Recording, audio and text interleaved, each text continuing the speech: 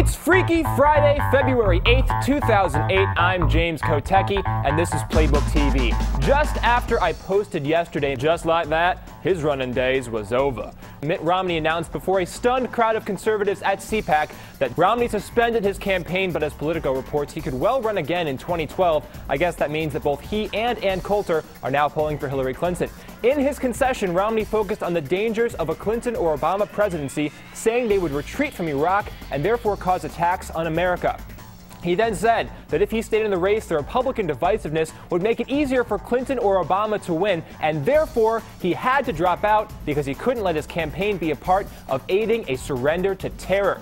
So his choice was either drop out of the race or Islamic terrorists take over the world. Yeah, I guess on balance he made the right call.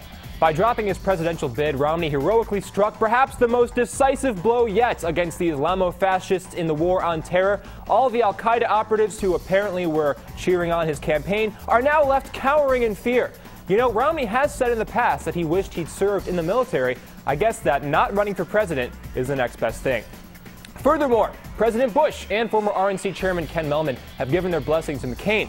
Bush told CPAC that the nominee would carry forward the conservative banner, and Mehlman released a statement praising McCain's character, both men signaling that the torch has been passed to a new generation of Republicans, the ones they tried to destroy in South Carolina back in 2000.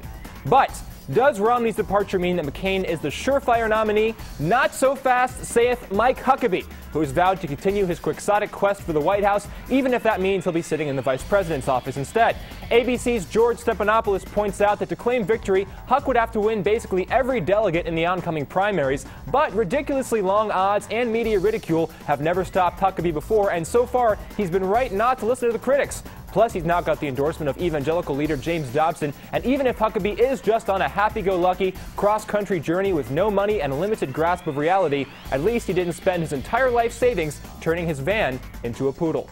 Well, that's it for today's hit. Check out Politico.com/playbook for more stories, including some potential Republican vice presidential picks beyond Huckabee. And don't worry, after I asked you for Ron Paul sandwich suggestions on yesterday's show, I got a lot of good ideas, but James McClister's idea was my favorite, and so, if I ever mention politician sandwiches again, Ron Paul supporters will be called Paulinis, like a panini, right here on Playbook TV.